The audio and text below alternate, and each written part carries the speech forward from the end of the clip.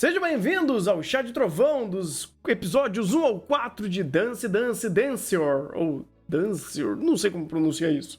Eu sou o Thunder e ainda bem que tem uma professora pra salvar a gente. Eu sou o Rafa e a gente vai falar de 3 episódios. Não sei como assim do 1 ao 4. Não lembro que teve um episódio 3 por aí. Ah, é 1, 2, 4, então. Não, 1, 2, 3, 4. E eu sou o Igor e essa versão de Dança Gatinho Dança do Japão tá ótima. Tá ótimo. Ótima palavra forte. Eu tô falando da dança. A dança tá ótima, de fato. A dança não deixou em nenhum momento a gente na mão, cara, porque não posso dizer a mesma coisa do roteiro. Bem, resumindo a obra, Dance Dance, o Dancer, ou DDD, que é mais fácil de falar, tava indo muito bem. Porra, finalmente é uma obra de dança com dança, né? Que é um conceito difícil para alguns animes aí. Com uma produção espetacular. Quem que tá fazendo mesmo? Deixa eu até pegar esse Steph aqui. Mapa. Um Diretor mapa. de Zombieland Saga. Cara, quem diria? Quem diria? O cara saiu de Zombieland Saga pra fazer DDD e tá mandando muito bem. Em nenhum momento ele deixou a gente na mão. Em âmbito de produção e tudo que é direção, o cara tá mandando bem demais. Ele e o mapa. Eu falo, porra, cara, como assim? Mapa não deixando a gente em âmbito de produção. Aí você olha pro roteiro, você fala, tinha que ter um impostor aqui, né? Tinha que ter. Mas, especificamente os 2 primeiros episódios, eles funcionam muito bem. Por quê? Você tem, obviamente, o espetáculo sendo feito. A DDD já mostrando uma porrada na cara, falando, olha, é esse nosso nível. Com uma apresentação de balé muito linda, com muitos filtros, com uma movimentação extremamente fluida, com uma curadoria incrível em fazer toda essa fluidez e imagino eu, pelo que eu já vi de balé na minha vida, isso tá bem autêntico.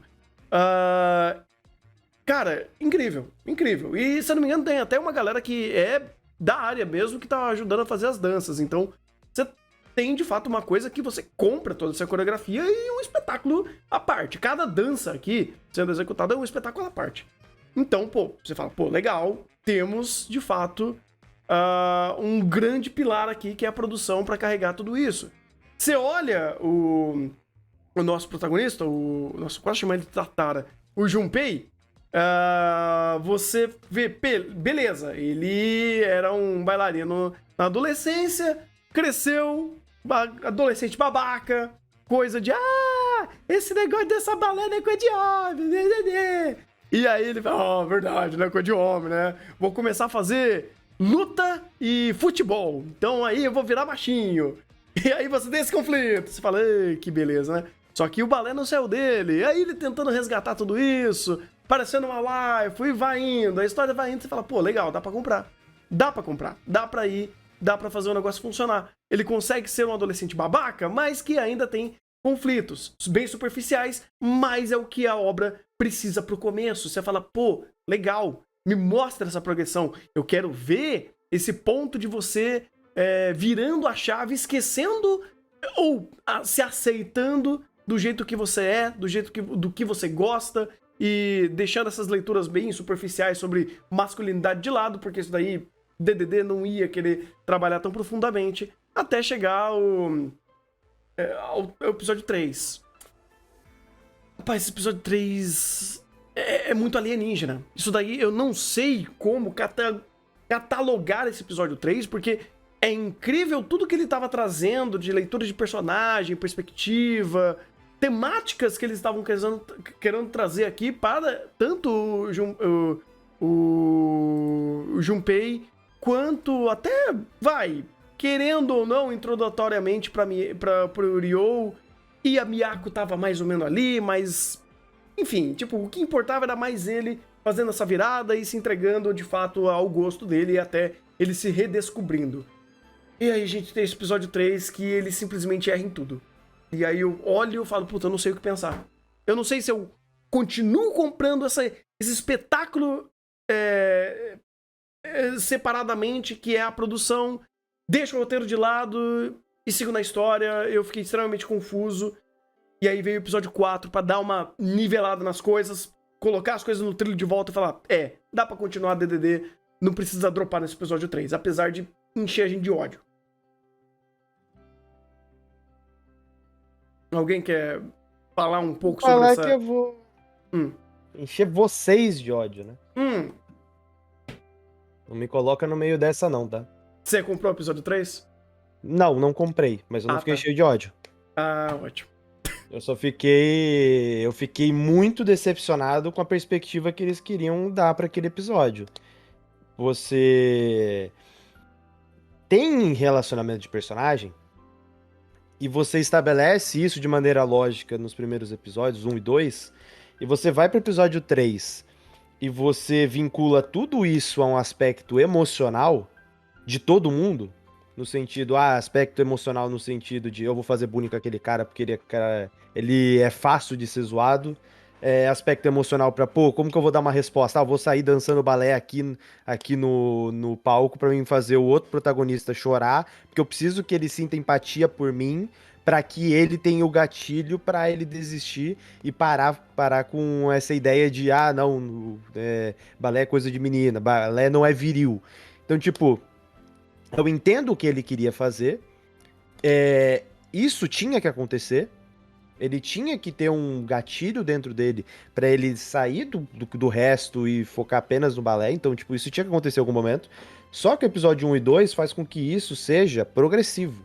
Então, tipo, são pequenos passos que ele vai dando no sentido de, primeiro ele voltar a praticar, depois ele começar a ter uma rotina, depois ele começar a aceitar que ele precisa escolher alguma coisa, aí ele já começa a abrir mão do clube de futebol, ele já começa a faltar do outro lado. Então, tipo, tava sendo processual, tava respeitando o personagem.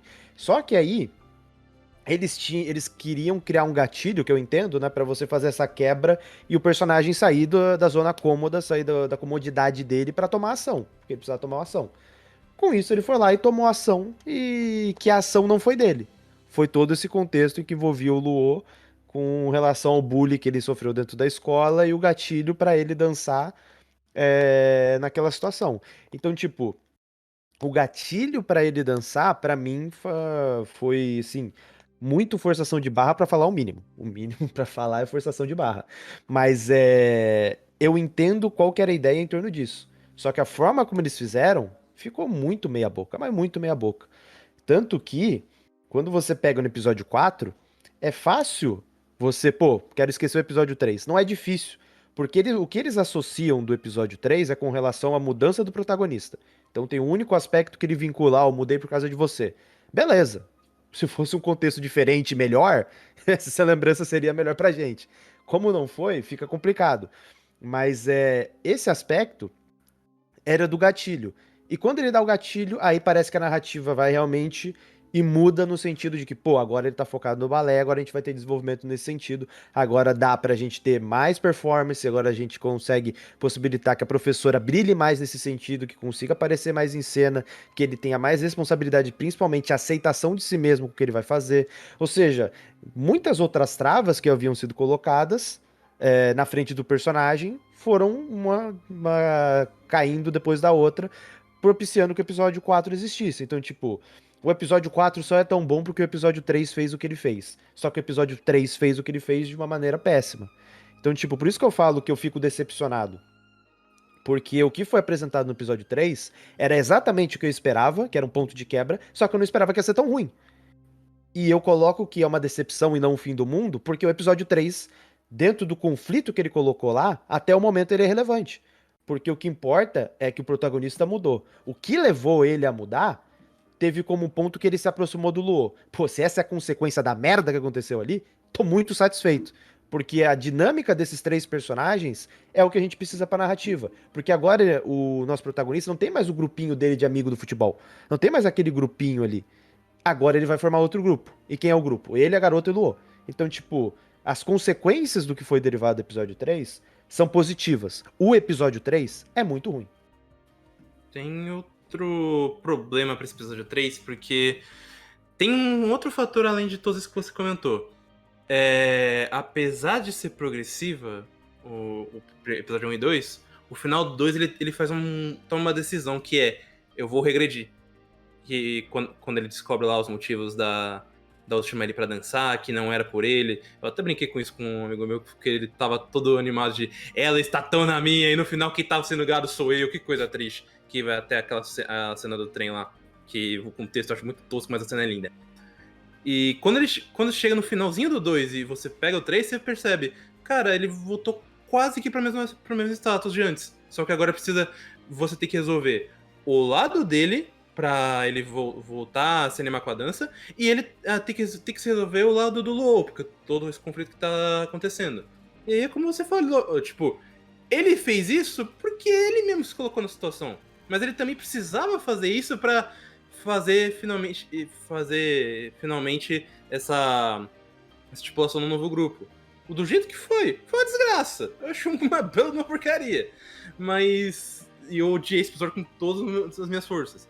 O lado positivo é que, como você falou, ele é extremamente relevante como um todo pra história, porque a única coisa que fica é o status quo do protagonista voltar a dançar. Voltou a dançar, acabou. Você não precisa mais se lembrar desse episódio, a não ser quando o próprio anime joga na tua cara. Tá bom, eu prefiro ao menos que seja assim do que eles voltarem a criar conflito em cima disso. Eu tenho todos os meus problemas com esse episódio? Tenho, mas pelo menos dos males é o menor.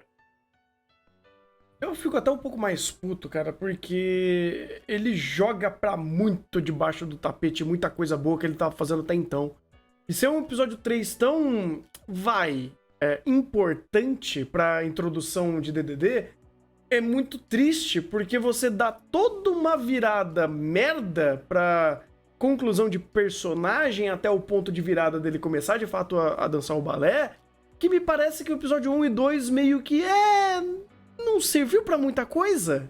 Ou melhor, se o importante aqui de fato é o balé, toda a construção de personagem feita até então, conflito, de perspectiva dele achar que balé não é algo másculo, ou ele tá tentando fazer muitas outras coisas pra tentar se achar ou se afastar do balé, ou até mesmo que ele foi aprendendo nesse caminho, ou até mesmo o ponto de virada desse episódio 3, que, querendo ou não, as ideias são de fato legais, mas como elas são concebidas é algo horroroso, ele me faz pensar pro passado e falar, caraca, aquilo tudo existiu e não foi importante, porque quando eu vejo o episódio 4, ele meio que sendo uma consequência de tudo aquilo, é meio que natural, é meio que normal ele tá assim. É normal a professora chegar e falar, meu filho, você tá tendo esse problema porque você não tá treinando, porque você não tá fazendo do seu jeito, que você não é disciplinado, que você não tem perspectiva dentro do balé. Tá, mas isso daí é dentro do primeiro episódio. Isso é uma consequência de ele não ter vivido dentro do balé por anos e anos e anos, fazendo outras coisas. E então meio que enganchar isso a uma premissa inicial da obra que independe da progressão que ele teve do episódio 1, 2 e 3, eu falo, beleza, meio que você carimbar a inutilidade desses 3 episódios em determinados aspectos que não vão fazer a narrativa mais macro andar. Porque vamos combinar que o Junpei ele foi meio que sequestrado a toda uma situação esquisita pra fazer apresentação de conflitos e contrastes de personagem, que no final do dia você tem, sei lá, o Lou, que é um personagem muito apático e pouco funcional a fazer tudo isso. E até um contexto de bullying da escola que o meu amigo é extremamente caricato. Então, chega num ponto que eu falo, pô, eu não vou tirar todos os méritos de DDD e até ver o episódio 4 com mais felicidade por ter esquecido de como era ruim. Mas aí, meio que faz o episódio 1 e 2 se tornar um pouquinho menos relevante do que deveria ser. É esquisito isso. Tem um ponto também. Eu queria sair, na real, do episódio 3 comentado 1, mas tem um. Eu quero pegar um comentário aqui que o Gomanara mandou que o erro é a expectativa. Sim, só que é diferente. Por exemplo, a gente acabou de fazer esse chat Spy Family. A expectativa que muita gente tinha de que Spy Family era uma puta de uma comédia foi tirada da bunda. Porque a história não se propõe completamente a isso, nem no próprio mangá. Por mais que ele seja mais caricato. No DDD, toda a expectativa que a gente estava tendo era justamente porque o episódio 1 e 2 são muito bons. Principalmente, pra mim, o primeiro, porque ele consegue me caracterizar o Junpei de uma maneira onde eu consigo entender por que ele é assim, com poucas cenas e com, como você falou, uma certa superficialidade. É bom que tenha, porque eu consigo entender quem é esse garoto. Eu vejo até muita gente não gostando do protagonista, justamente porque ele é um puta pé no saco. E ele é um puta pé no saco. É pra ele ser assim. Ele foi construído e caracterizado pra ser assim. Desde a premissa dele sair do balé, aí ele não conseguir se expressar muito bem, a questão do pai, que ele focou muito nessa questão da virilidade, de ser o homem da casa.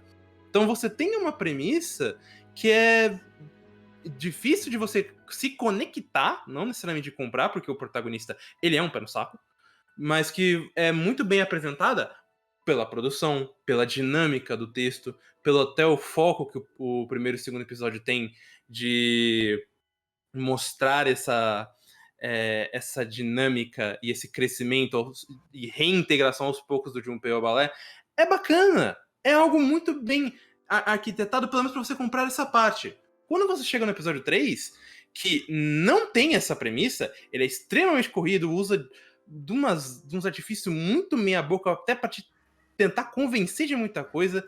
Eu falei até quando eu tava vendo com o Thunder. Eu fiquei irado quando eles tentaram me resolver o problema do maluco, ou a justificativa dele, num diálogo expositivo de uma personagem que nem aparece mais. E quando você tem no primeiro todo um segmento pra você pelo menos conhecer esse personagem. Quem é o Junpei? Quem é o Luo, como teve um pouco no episódio 3? Quem é a Miyako? Chega no 3, só acontece. É o termo que eu usei e vou dizer de novo. É um vômito de acontecimento. Você não tem base pra fazer nada, só acontece. E como o Igor falou, querendo, não precisava acontecer isso pra ter a reintegração. Ainda mais por conta da decisão que o DDD tomou de regredir. Então ele precisava fazer uma coisa muito mais forte. Precisava ser do jeito que foi? Definitivamente não, porque foi uma merda.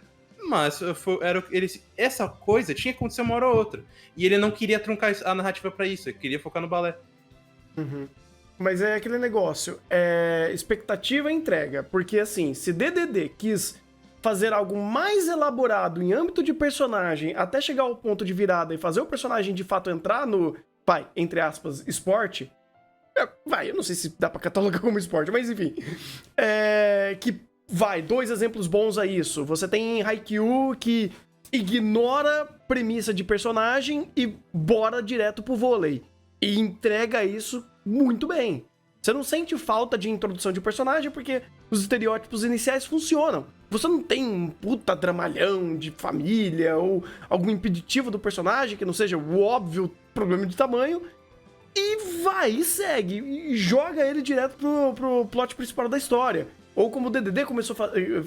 Ou, no contrário, o DDD fazendo drama e fazendo o personagem ter alguns passos antes de ele se entregar ao esporte. Com um outro exemplo excepcional de fazer esses passos antes do esporte, eu sei que muita gente não viu, mas ele gasta quase que uma temporada inteira pra fazer isso inicialmente, é Major.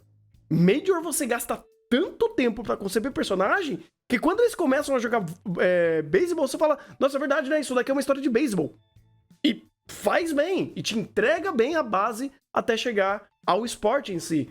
Então você não precisa fazer uma construção de personagem complexa pra chegar ao ponto do esporte, ou ao ponto da narrativa principal em si. O Aoashi, por exemplo, dessa temporada, ele trouxe uma questão inicial do protagonista, a questão de pobreza, estabeleceu isso e segue o jogo. Literalmente. Então, DDD, querer se propor a fazer personagem, maravilhoso. Só que, cara, a expectativa fica maior, ou a régua sobe porque você tá tentando fazer algo mais difícil. E chega no episódio 3, não é só falta de processo, são ideias. Porra, a ideia dele dançar ali no meio, ou do Junpei falar, né, não vou interagir com ele porque vai que ele fala que eu faço balé. Ou a ideia de, vamos justificar a babaquice daquele indivíduo lá. porque a família dele é muito rígida, então tá tudo bem ele ser um babaca escroto e agredir até o moleque fisicamente, sabe, com o bullying que ele tá fazendo. Eu falei, pelo amor de Deus, gente, não é só execução. As ideias que você tá trazendo aqui, pra você executar isso, você precisa de muito mais passos pra fazer funcionar. Soa completamente destoante. Se você pegar aí esses pontos, eu entendo a premissa de, pô, da perspectiva do Junpei, ele é o que mais sofreu porque ele é o mais que, vamos dizer assim, foi jogado pra cima daquela situação. Tanto pela questão da perspectiva dele, porque você comentou um ponto de, pô, vai que o Lou fala que eu faço balé. E essa é a preocupação dele. E tá certo, porque nos 2 primeiros episódios ele tava literalmente fazendo balé escondido de todo mundo. E ele não queria que ninguém visse por conta do status quo que ele já tinha criado com o grupo de futebol dele. Então faz completo sentido, a primeira coisa que ele pensar quando vê o Lou na escola é falar, pô, se ele contar que eu faço balé, ferrou. Todo mundo vai me zoar. E eu não vou ser mais um moleque viril. Então, tipo, essa perspectiva dele faz total sentido. Porque esse é o personagem, essa é a preocupação dele, esse é o ponto de vista dele. Então, tipo, dentro da perspectiva que foi construída nos episódios anteriores, ele ter esse pensamento tá completamente plausível. O que me incomoda não é ele, porque ele, dentro das perspectivas que ele tinha e do que havia sido colocado, a gente já tinha contexto. Então, quando ele chega pensando isso no episódio 3, quando ele chega no final e quando vem o Lou faz a dança com aquele tanto de detalhe, ele chora porque remete ao episódio 1 do anime, que foi a primeira dança, que tem até aquela ideia que eles fazem dos estouros, pra fazer a ideia lúdica de que ele tá se apegando àquilo, também faz sentido. Então, tipo, a construção do Junpei, colocando o que foi ocorrido em torno dele, ele não é o problema. O problema de tudo isso foi o gatilho do bullying, que é simplesmente o Junpei fala, pô, aquele moleque parece um pouco babaca, né? Aí o amigo dele fala, é verdade, né? Deixa eu fazer bullying com ele. Deixa eu fazer bullying pra cacete com ele. E do nada eu virei bullyinador. E tipo, numa transição de cena eu vou fazer bullying. E sair disso, escalonar pra, pô, tô sofrendo bullying, como que eu vou fazer pra responder o bullying? Pô, literalmente a única coisa que eu sei fazer é dançar balé. Então, vou pegar aqui, vou dançar balé aqui, vou fazer a apresentação de balé e foda-se. Então, tipo, isso é o problema. O problema tá na esfera do bullying e tá na esfera do Lou, da forma como ele reagiu ao bullying. Esse é literalmente o problema, porque o coitado do Junpei, ele literalmente reagiu da forma que ele tinha que reagir, porque era o que ele tava pensando. Só que enquanto ele tava pensando, pô, como que eu vou contar pra todo mundo que eu quero fazer balé, não quero mais lutar, não quero mais ser um cara viril como eu pensava que teria que ser. Tá acontecendo do lado dele uma puta de uma esfera de bullying, de vou bater no Lou, não sei o que, não sei o que, e literalmente ele tá sendo jogado, ele tava lá trocando, lá abrindo ali, pô, vou jogar, bater um fute aqui, transição de cena, aparece lá o Lou apanhando, tomando bolada na cara, o caramba. Então, tipo, ele tava literalmente sendo sequestrado pelo roteiro, pelaquilo. Então, tipo, o problema do episódio 3 é a esfera do bullying, não tem como, é a esfera do bullying. O Junpei, ele só tomou de revesgueio, por isso que eu falo.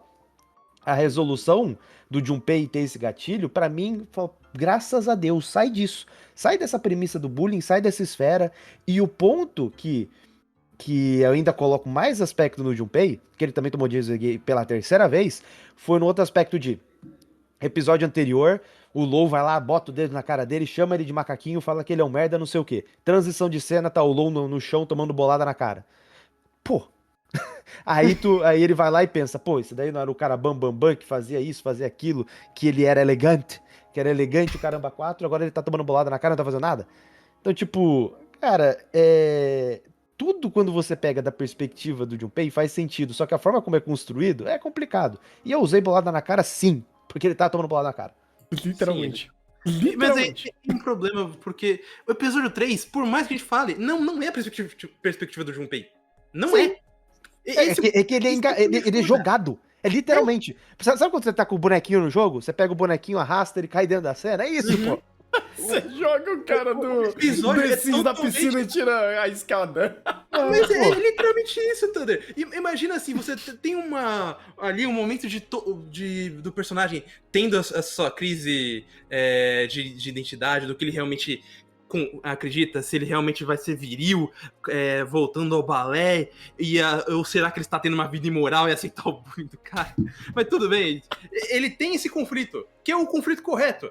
Aí você... Não, mas isso aqui é segundo plano. O que importa é o cara tomando bola na cara. Você fala, mas puta que pariu, velho. O conflito de verdade, o que pelo menos tornaria esse episódio mais tragado, tá ali atrás. E o conflito tá sendo literalmente jogado na tua cara. Cara, é muito difícil. Vai, vamos colocar Não, aqui. sintetizando, pra mim não é difícil. Pra mim não é difícil. Pra mim tá bem simples, porque é só olhar pro Junpei. É só olhar pro Junpei. Porque se você olha pro Junpei, o que foi feito ali, o contexto do Junpei, fala, pô, beleza, tamo bem. Tá ok. Chegamos no episódio 4. Agora a gente vai conseguir dar esse andamento, vamos conseguir seguir em frente. E finalmente você vai focar só em dançar balé. Pô, legal.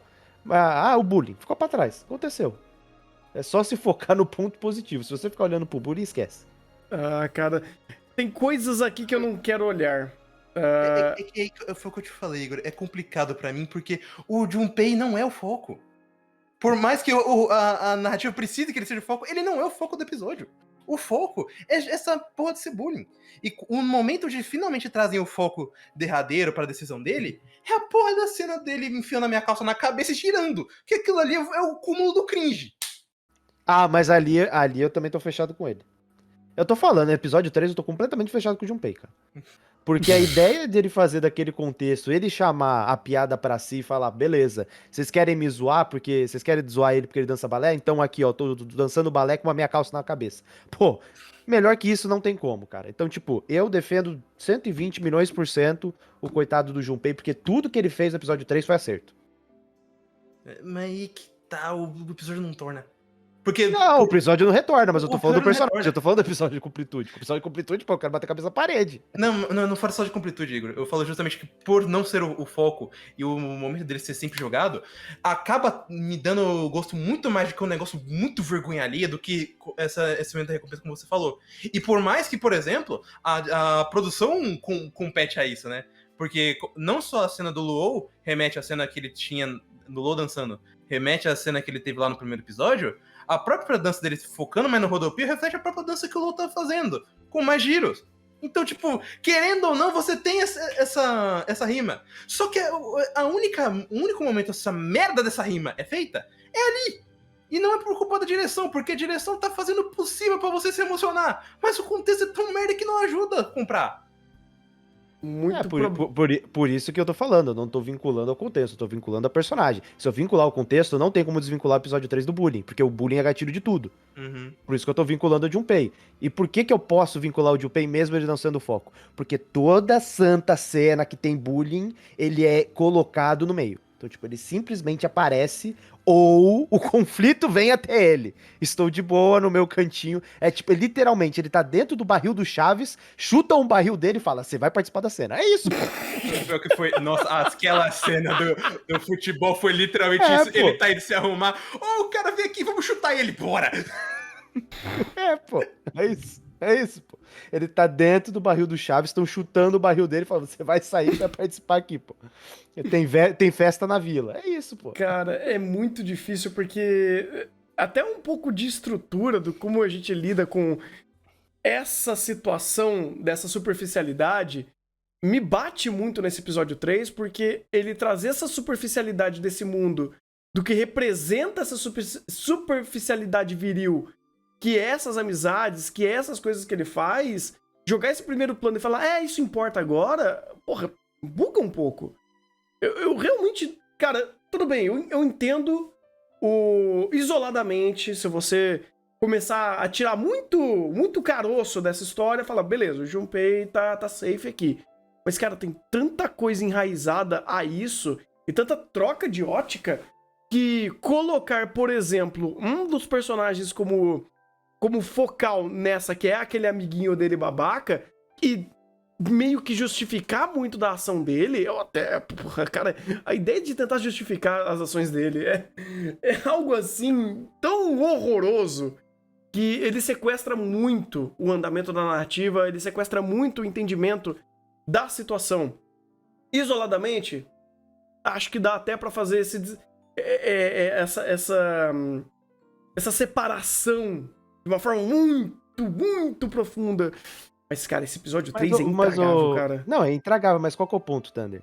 A gente não tá em processo de racionalização com relação ao conflito do bullying? Sim. Por que que eu não posso fazer isso também com o Junpei? Então, tipo, a partir do pode. momento que a gente faz a racionalização com relação ao episódio, isso também possibilita eu tirar de positivo a questão do Junpei. Mas não é pelo Junpei, é porque o outro lado é muito ruim. Mas é aquela coisa. Dentro desse episódio, por isso que eu falo que esse episódio pra mim ele não me dá ódio. Porque se o Junpei tivesse errado aqui e o gatilho pra ele ter a mudança que ele teve fosse algo assim que não fizesse com sentido com o personagem, no que aconteceu com ele, aí eu ficaria puto. Porque tudo isso é pelo Junpei. Todo esse contexto não é pelo Law. O Law é apenas o veículo de roteiro pra servir de ponto dramático pro nosso querido protagonista mudar. Então, se isso não tiver, se vamos dizer assim, você tem o ponto A, B e C. Você tem o ponto A, que é o Law, você tem o ponto B, que é o conflito do bullying, e o ponto C, que é causar o efeito no Junpei. Se o ponto A, B e C tivesse errado, aí pelo amor de Deus, aí eu ficaria com ódio completo. Como a gente tem pelo menos o ponto C, que faz sentido, que é o Junpei, pra mim isso aqui não é uma atrocidade completa. Por que eu tô fazendo isso? Pra separar isso aqui entre os piores episódios do ano e o episódio mais decepcionante do ano. Ah, faz sentido. Faz sentido. É porque tem muita coisa que esse lodo ainda não foi limpo, porque tem uma pecinha-chave nisso daí que, cara, sinceramente, até colocando antes de qualquer leitura técnica, minha questão pessoal. Eu tô odiando o Law. Eu tô achando um personagem, tipo, intragável. Ah, então, o Law é um negócio. Intragável. O Law não é um personagem de Dance Dance. O Law não é um personagem de DDD. Ele é o personagem de quê, então? O Law é o personagem daquela desgraça daquele filme que o moleque, acho que ele tocava bateria, piano, não lembro, e ele apanhava pra aprender a tocar melhor, pra ele se tornar um pica. Você conhece, sabe qual é esse filme, Rafa? Ah, o Piano Puta, Namori. Não, filme. Não, é filme mesmo? Filme? Não, porque Filme, o longa-metragem. o Whiplash. Whiplash. Isso. Eu não vi, Ele não é um personagem de DD. Ele é um personagem desse filme. Porque nesse filme, literalmente, o personagem tá lá, você precisa ser o melhor baterista do mundo. Então você vai aqui, você vai apanhar. Eu não lembro se era piano ou se era bateria. Mas você vai apanhar até você ser um monstro nisso. E é literalmente o Law é literalmente esse personagem. Era a mesma coisa. Ele apanhava da avó porque ele precisava ser o melhor cara do balé do mundo. Então, tipo, isso que me deixa, tipo, indignado no sentido de, pô, eu não consigo nem ter antipatia pelo personagem, porque ele não é um personagem de DD. Ele é um personagem copiado com o mesmo conflito desse filme. E é algo que a gente vê bastante. O próprio Shigatsu tem esse aspecto na ideia do piano no começo. Então, tipo, sempre é trazido esse. Sempre não, mas a maioria das vezes trazem esse conflito pra ilustrar esse tipo de personagem que é extremamente caricato. E aqui, o Law não é só caricato. Ele é literalmente um copia e cola, um copia, mas não faz igual, mas fizeram igual. Então, tipo, eu não consigo nem ter antipatia por ele, porque eu sei que ele é copia e cola. Aí que tá o pulo do gato. Eu não sabia. Ou melhor, obviamente é o estereótipo mais batido da face do universo. Mas... Ele é o estereótipo, inclusive, batidaço pra um anime de esporte. Ele é a porra do rival que só serve pro protagonista ter essa palavra? Essa determinação de continuar a praticar melhor. Ele é o alvo, né? Ele é o alvo, ele é a meta do Junpei, no caso. Enquanto você tem o protagonista que ele precisa treinar pra fazer, ele, entre aspas, já tem o dom natural. Só que aí você não pode falar, não, ele só tem o dom natural. Então você coloca um conflito dramático no passado dele pra justificar porque ele é tão foda. Ponto, é isso. Ai, meu Esse Deus. é o Law. Inclusive, esse é o Law, inclusive, eu vi. Calma. Mas o que você falou, Igor, remete tanto no meu sentimento com o próprio Law, porque eu olho pra esse filho da puta e eu não consigo não só me conectar, mas eu não consigo levar esse personagem a sério. Porque todas as ações dele são completamente à parte do próprio conflito da história. É até estranho você pegar que antes do Law aparecer, a história tinha um rumo completamente diferente do que tinha agora. E agora ele tem esse... Até no final do 4, né? Eles estão querendo dar essa mais encorpada pro Law tentar ser um pouco mais personagem dentro da história. Mas a própria premissa dele não é essa. Não é pra ele ser um personagem. Ele é só um recurso. Só que, como esse recurso tá tendo foco e tá tendo todo esse momento dramático, tá piorando as coisas. Eu, por exemplo, no 4, não só porque ele tentou voltar àquela ação do Bonnie, que ele relembrou no caso, ele não voltou, mas ele quis relembrar pra puxar de gatilho de é isso que eu tenho, eu quero ser notado por isso, independente do que aconteça. Eu olhei e falei, mas caralho, cara, o problema não é esse. O ponto não só de lá, mas o ponto da própria história não é esse. Por que eu tenho que voltar pra ver isso? Tipo, a gente não tá em Yu-Gi-Oh! Que você resolve todos os problemas do mundo jogando cartinha. Tipo, você não vai resolver os problemas da sua falta de personalidade porque você é bom em balé. E não é o ponto da história, não é o ponto do conflito. Não pra ele, e nem pro Junpei. Pois é, mas porque não se torna isso depois. A gente tem que voltar pra esse elemento da história. E me incomoda pra caralho. Eu vejo muita gente reclamando do Junpei. Mas, sinceramente, como vocês estão falando, o Luo me incomoda mais. Não, porque o Luo o Luo e toda a carga que ele traz com ele é completamente fora do escopo da própria história. Uhum. Porque, cara, é assim, uma coisa é você usar personagem como ferramenta pra criar conflito, contraste, rivalidade. Eu entendo. Tem muitos personagens que justamente fazem isso. Sasuke, né? Eu não Sasuke. Puta, cara, o Sasuke é um problema. É um bom exemplo, porque é um exemplo merda. Mas ainda assim, tem a sua função. Ele existe como um estereótipo que ele tem ação aos momentos dele. Ele ser Ed Lord babaca, ser o Shed pra caralho, cria conflito, desnecessariamente cria conflitos que sejam condizentes com a utilização do estereótipo dele. O que o Law tá fazendo? Ou melhor, o que o roteiro tá fazendo com o Law? Nada. Ou melhor, as duas perguntas. Gastando tempo. Porque, sério, sinceramente, não, mas você sofreu no passado porque sua avó te batia. Tá. Isso daí, isoladamente, é um conceito pesado. Isso tá sendo utilizado em primeiro plano com uma catapulta catártica pra um personagem que não tem catarse nenhum, não tem apelo pessoal algum, é meio esquisito. Mas aí, Thunder, aí vamos lá. Você teve aí no episódio 3 o ponto de catarse, por assim dizer, do protagonista vendo o Law dançar. Sim. Fazer o balé dele. Agora você foi inserido no episódio 4 que ele tinha esse problema, que ele apanhava quanto criança e que ele treinava desde criança a questão do balé. E por isso ele é tão bom. Então o que está sendo colocado? Dentro do processo do protagonista amadurecer para ter a apresentação, o ponto do protagonista amadurecer para ter a apresentação não vai ser o ponto de conflito para dar o ápice para a apresentação. O ponto de conflito para dar o ápice vai ser o Law, porque ele é o personagem do momento. Porque agora já foi o ponto de conflito do nosso querido protagonista, já foi a reviravolta dele, já tomou a decisão, agora ele literalmente tá feliz da vida dançando balé. Ponto. Acabou ali o Junpei. Agora vai ser a parte do Law. Então, tipo, agora vai ser um processo de construção e desenvolvimento, que eu espero que seja minimamente bom, para que você tenha um ponto de quebra com relação ao Law no trio fazendo a apresentação no festival, e o Law que não saía de casa, vivia no quarto, chorando pelas pitangas do passado dele, tá ligado? Então agora tá no momento de construção. Nesse momento de construção, eu não espero absolutamente nada dele. Se ele reagir a determinada situação, já é muito. Eu espero que tenham conflitos e momentos que gerem gatilhos de pensamento dele, para que quando chegue no festival tenha alguma coisa. Mas agora, querendo ou não, é um momento de construção. No momento de construção, cara, num personagem reativo, pô, fudeu. Cara, é difícil, velho, porque é antipático. Mas aí... mas antipático não é um problema, pô. Não, mas eu sei que isso é muito mais pessoal dizer isso, eu sei.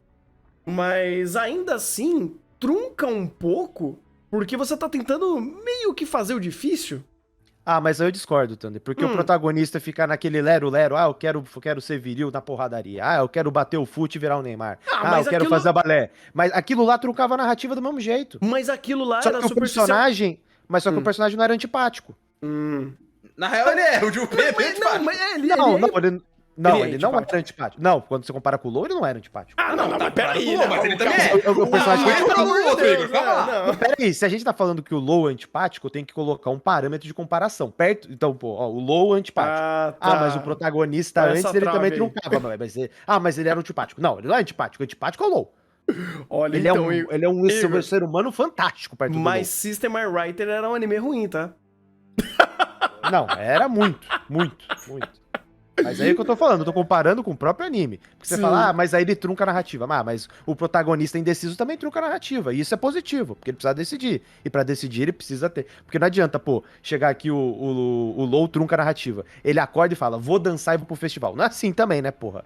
Porra, às vezes eu até tipo, preferiria, Tem outros cara. animes que faz Eu- isso, mas não é. Eu vejo muito mais o que truncou realmente a narrativa foi a decisão do Junpei no episódio 2 de não, vou parar de fazer balé de novo. Voltamos a estaca zero, caralho. Isso truncou.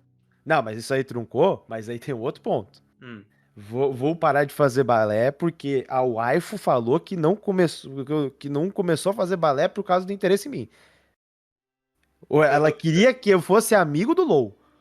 No final, o gado era o Junpei. Ah, mas sim. falando. Mas peraí, Sim. isso daí, mas em âmbito de causa e consequência, isso teve consequência principalmente no episódio 4. Porque a chuva de pedrada que a professora deu em cima do Junpei foi fantástico. Foi assim, tipo, porra, fino do fino. Porque é sempre a ideia, ação e reação. Você pode ser babaca, você quer fazer coisa truncada, você quer ser improdutivo? Beleza. O roteiro tem que te cobrar disso. Alguém tem que te cobrar disso. Isso tem que vir como uma reação. Então o Junpei tá se fudendo agora. E por mais que usem recursos de ele dançou a noite inteira, isso não vem de graça. Agora com o LoL, eu vou esperar pra ver Isso o que não você quer veio fazer de com graça isso. também, ele apanhou o Thunder. Pô. Tudo bem. Ele veio de graça. Mas, cara, beleza. Mas o ponto não é esse. O ponto não é, tipo, agora ele foi lá, virou a noite por um mês e ele agora tá dançando o que ele estaria dançando normalmente se ele fosse desde o começo lá. Sim. O ponto é, literalmente, o protagonista olhou pra garota e falar, putz, ela não me chamou pro balé porque tinha interesse em mim, ela queria que eu fosse amigo do LoL. Logo, vou esquecer o balé que eu amo. Transição de cena, vou ouvir um rock and roll, Rose! E vou embora. E você viril. E você viril. Pô, esse é o problema, Thunder. Esse é literalmente o problema. Mas é um problema que, pela gadadice dele, até que tinha um fundo. É idiota, estúpido, é extremamente adolescente, mas faz sentido perante o que eles tinham trazido aqui.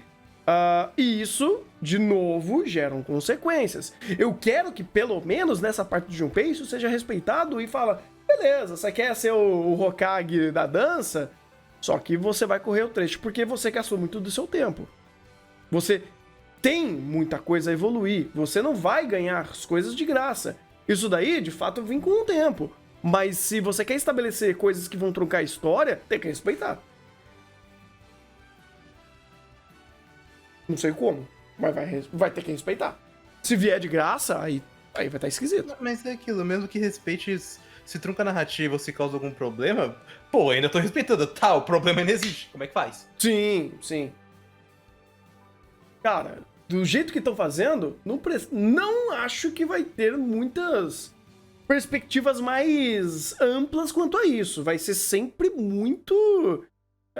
não vou dizer superficial, mas vai entrar muito num ponto de pensei e resolvi. Ou pelo menos deixa isso pra lá. Pelo menos o que eles me mostraram pelo episódio 3, eu não tenho que confiar tanto assim em roteiro. Perspectiva de personagem? Beleza, a gente volta a dizer que o Junpei pode até esquivar de algumas coisinhas aqui. Mas ainda assim fica naquele negócio, em quem eu acredito? No personagem? Em conflito macro de história? Eu não sei, eu tô meio que pagando pra ver. Porque agora eu consigo pagar pra ver. Sabe qual a questão? Normalmente a resposta é o que o roteiro te apresenta.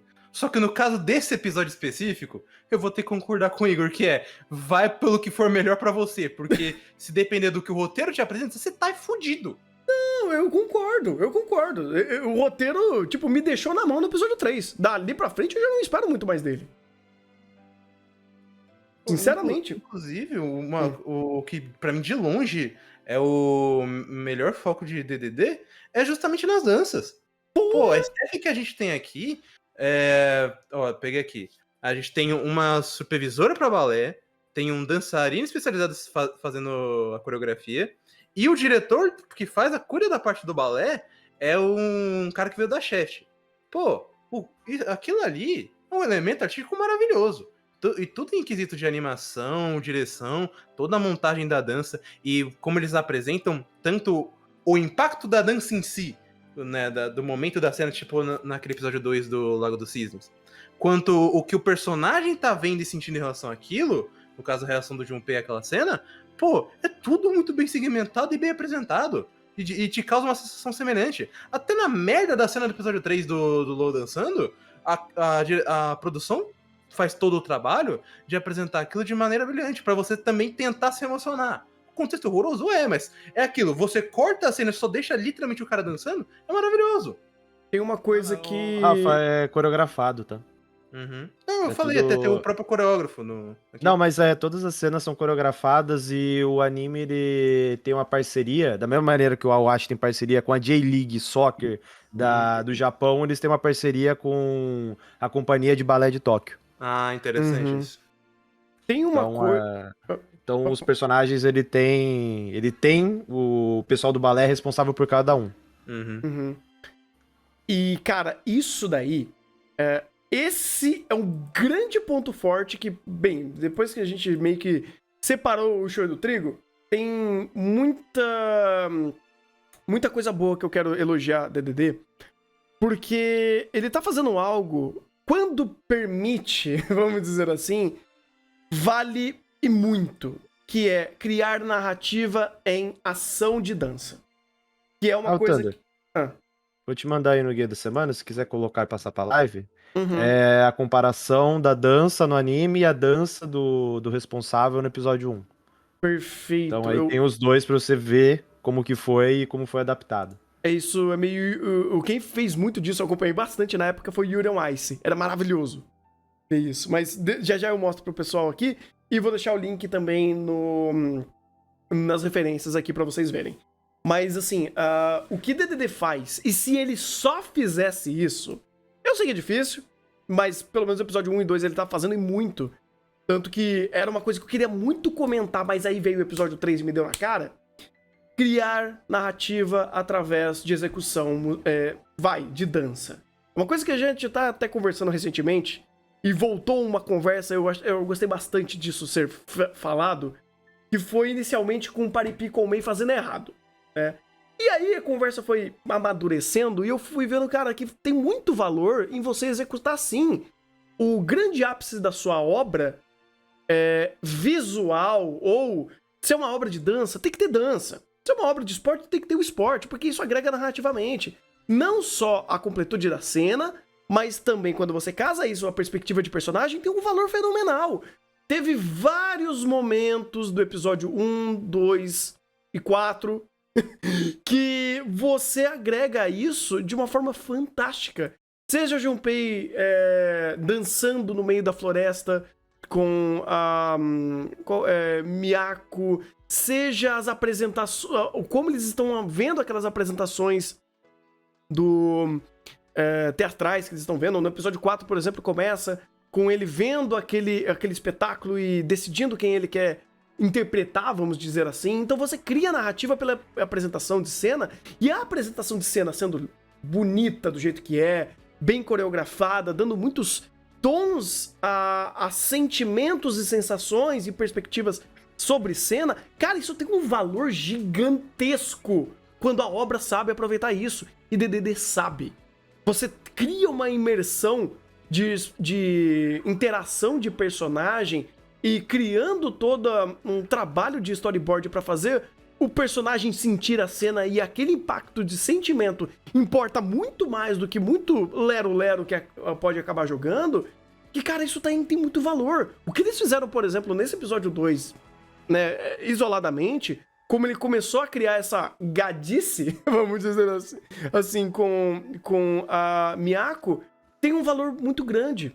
Tem um valor muito grande, porque a cena te gera isso, a cena faz aquilo sendo importante. Aquele momento fixa ao personagem, fixa ao espectador. E DDD, tendo essa grande qualidade, como uma das maiores qualidades dentro do anime, não do roteiro, mas do anime como um todo, é algo que eu tenho que dar muito valor, porque é algo que pouca obra consegue fazer, pouco projeto consegue entregar. É algo que, na época, a gente criticava muito de Barrel porque ele não fazia. Ou melhor, fazia, mas ele entregava 1 quilo de bloco de texto na tua cara E o texto importa, não é a apresentação, não é o momento, não é a dança, não é a narrativa sendo criada pelo momento. Então, isso daí é um aspecto tão grande, tão poderoso, que espero que o DDD continue utilizando, cara. E que isso seja importante ao resto da narrativa, porque cada momento de dança é um momento único. É um momento importante para a obra que faz sentido e aumenta e canaliza melhor os sentimentos e experimentação de situações que os personagens estão vivendo. Então, cara, isso daí eles estão de parabéns. Inclusive, você pega nos primeiros episódios 1 e 2, né? Acho que principalmente o 2, quando o protagonista vai dançar com a garota, ele tem toda a questão daquele receio, né? Aí você vê ele no episódio 4 dançando, e você vê que simplesmente pela forma como ele dança, se movimenta, etc., você vê o amadurecimento dele com relação, pelo simples modo dele dançar, a forma como ele se apresenta já apresenta uma evolução, um desenvolvimento do personagem. E não é um aspecto de simplesmente de ele tá dançando melhor, ele tá executando melhor os movimentos. Mas sim um aspecto de olha como ele tá se impondo, olha a perspectiva que tá sendo colocada, olha a diferença da maneira dele se portar com relação ao que a gente viu antes. Então a simples maneira como ele se apresenta, já você consegue sacar quando o personagem tem um desenvolvimento ou não. E mais do que isso, assim como a gente faz essa conexão com o Yuri on Ice, e eu vou fazer também com o Awashi, aqui não são... Começou a apresentação... Corta, action line, finge que pulou, quadro estático, não. Aqui você tem execução visual, quadro a quadro, sendo composta na sua tela. Então, tipo, não é como se eles estivessem, vamos assim, diminuindo a dificuldade, simplificando o processo de animação. Eles estão fazendo isso de uma maneira assim que a gente consegue lembrar, assim, de cabeça de Yuri on Ice, da maneira como eles estão fazendo aqui. Então, é um tipo de anime que ele exige um excelente trabalho de animação. Não só bom, porque aí é questão de verossimilhança. Um excelente trabalho de animação e de estudo com relação ao storyboard que vai ser feito. Inclusive, até o supervisor do anime comentou que sobre essa dificuldade da animação de balé. Então, que ele falou que era ridiculamente difícil e que ele tava nervoso por conta disso. Então, tipo, é um contexto que é complicado, o balé por si só, mas não só pelo balé, mas a ideia de você animar todos os movimentos, a verossimilhança em cada um desses movimentos, o detalhamento em cada um desses movimentos, porque você tem não só a posição do braço, não só a posição do pé, a posição do dedo influencia no qual a apresentação visual você quer fazer, e uma posição de um dedo influencia de uma boa execução para uma média execução. Então, tipo, todos esses detalhes agravam ainda mais a dificuldade de você fazer esse processo de animação, principalmente quando você quer fazer um personagem que ele é amador, que ele é profissional, e esse processo entre amador e profissional. Esses pequenos movimentos denotam a diferença entre o amador e o profissional, que pra gente tudo é incrível, mas que dentro do contexto do anime você tem essa diferença. E é diferente, por exemplo, do futebol, que é quanto mais gol o cara fizer, quanto mais bola o cara roubar, quanto mais assistência o cara dá, você sabe que o cara tá melhor. Aqui não tem isso. Aqui é literalmente execução visual diz o quão bom ele é. Isso daqui é um Yuri on Ice da vida, né, cara? Porque cada apresentação ela é única, no nível de Yuri on Ice é profissional, e lá, cara, chega num momento que você não sabe qual dança qual apresentação você gosta mais. Porque é tudo excepcional. Aqui, por estar lidando com novatos, é legal você ver esse momento a momento, essa cena a cena, e às vezes porque o personagem tá fazendo algo que, sei lá, a gente não sabe, que tecnicamente não é aplumado, vamos dizer assim, né?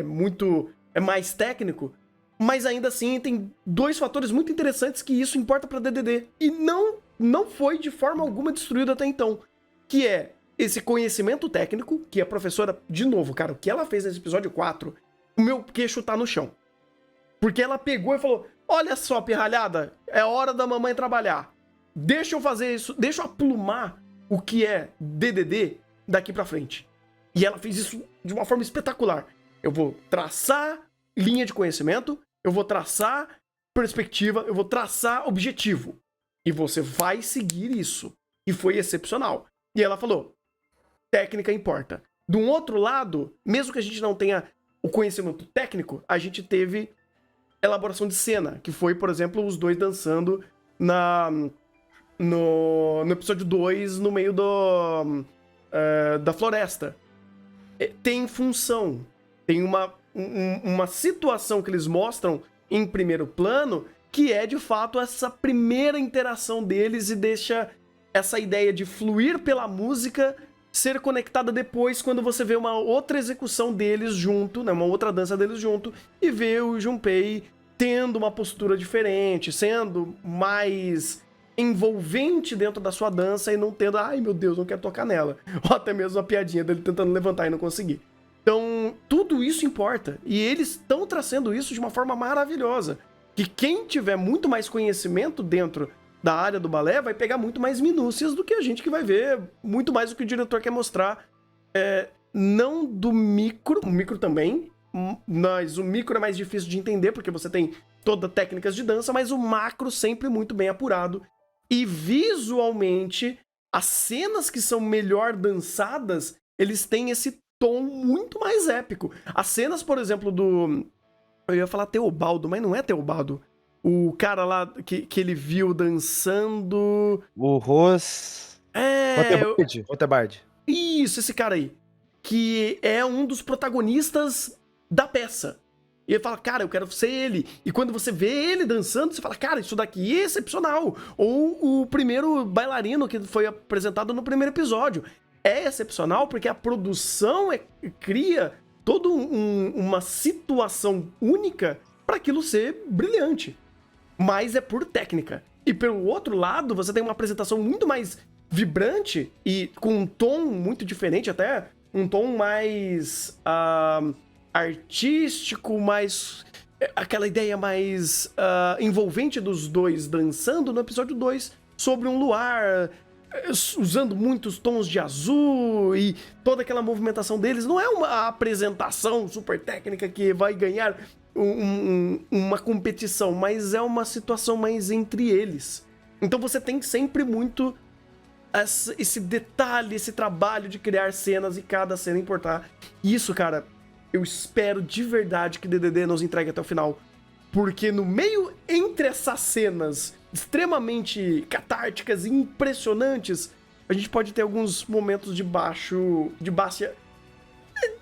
uma baixa execução pelo roteiro, como a gente viu no episódio 3. Mas se isso que ficou do episódio 3 ficar pra trás e é daqui pra frente, porra, cara, só vamos, tô dentro desse barco, quero ver DDD me impressionar muito mais por esses momentos de brilho e de, assim, de uma apresentação absurda, cara. Que incrível. Nossa, eu fico emocionado de ver esses momentos que eles estão fazendo.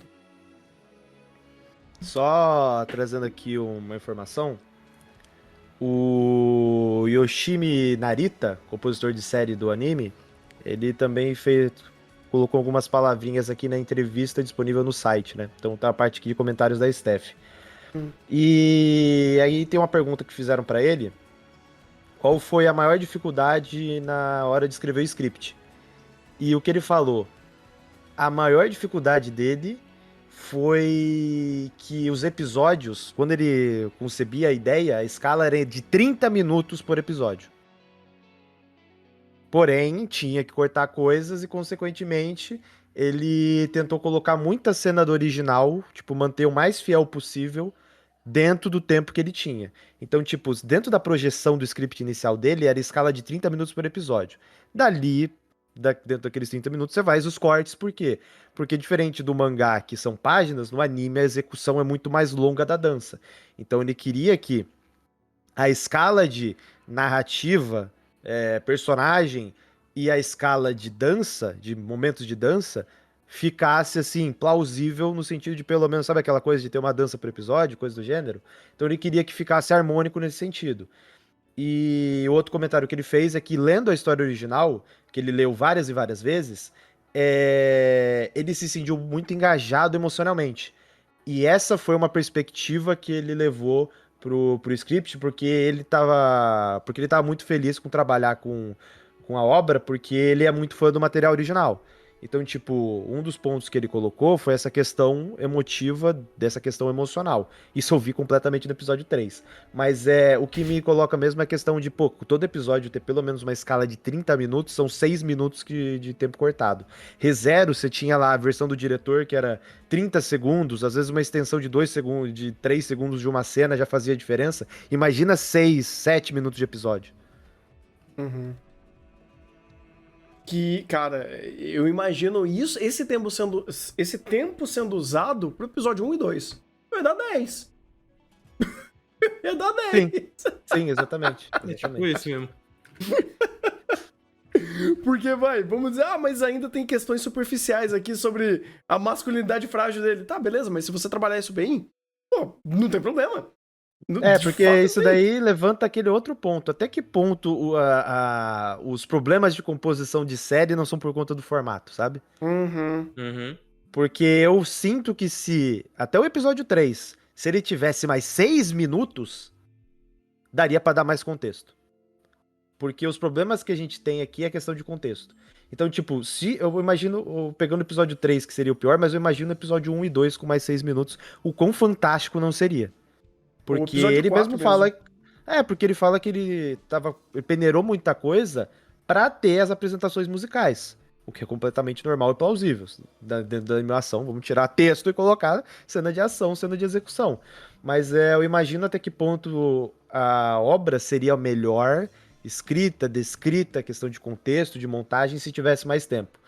Então, eu acho importante essa colocação que ele fez, porque quando você tira a coisa, é mais fácil de ter erro. Ter esse tipo de erro. Uhum. Ou, sei lá, Bleach tá aí pra provar que o contrário também funciona, né? Naruto. Mas aí Primeiro não... no Bleach, né? não. O bullying é incrível. Só hora te aguarda, Thunder. Só lembre-se disso. Não, mas aí uma coisa é você ter mais tempo, no qual você já tem lá a ideia pronta e trabalhar. Outra coisa é você ter que alargar, ter tanto tempo, que você fala, pô, preciso de mais tempo pra fazer isso aqui. Então vamos colocar esses filler aqui no meio. É coisa diferente. Caralho, mano, preciso estender o tempo. Vamos meter um filho na história? Exatamente, Putz, né? Esse contexto... Ai, meu Deus. Acessei informações que eu não queria. Pelo que me contaram, DDD é um mangá com muito time skip. Vai que nesse time skip não rola um filho. Não. O filho na história é outra coisa.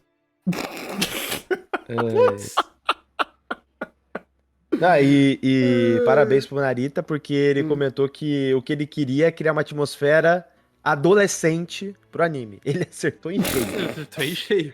Ele acertou bem demais, cara. O Junpei é a definição daquele adolescente babaca que a gente reclama. Parabéns. O Junpei cantando Rose na rua é sacanagem. Legalizada completa. Inclusive, Thunder, você tem que acabar o podcast tocando Rose. Meu Deus do céu, eu vou colocar Rose pra tocar. Caraca. Sim. Aí sei lá, o Thunder cantando, falando Rose só cantado. Pronto. Meu Deus. Acabou. Puta que pariu, eu vou tomar strike. Ai, meu Deus. Vai tomar strike. Só lembrando que eu ainda não tô 100% apurado nessas informações, mas lembrando que temos a tag Thunderchat para vocês mandarem os seus comentários para lermos, caso sejam pertinentes, lá no Twitter, onde a gente vai pegar os comentários do episódio. E, por favor, coloquem o episódio que você está falando, né? Que você quer comentar, que a gente Mas vai ler aqui? Com dúvida. Sim, todo final de gravação. Se tiver algum comentário pertinente, a gente faz a leitura. Se tiver comentário. Se tiver comentário, se tiver comentário pertinente. Exatamente. Não adianta falar, Thunder, o comentário é muito legal, eu gosto muito de você. Pô, da hora, cara, mas não tem como ler isso aqui. Não, agradeço. Obviamente, você pode, de fato, mandar o que você quiser, mas comentários pertinentes que sejam dúvidas, correções, mandando a gente a merda, mas de forma construtiva, é sempre bom. Aí a gente acaba lendo e, né, tem esse feedback. Mas se vocês quiserem conversar lá, os caras já estão até fazendo thread lá pra ficar conversando em si, trocando ideia, não tem problema. Pode conversar, sem problema nenhum. Mas o que for pertinente e for conversável, a gente traz pras gravações sem problema nenhum. Ah, então o Thunder viu lá, não tem nenhum comentário pertinente, então aqui encerra a gravação, é isso. Também, mas é Quase. porque é a primeira gravação da coisa, Igor. Não, entendi, né?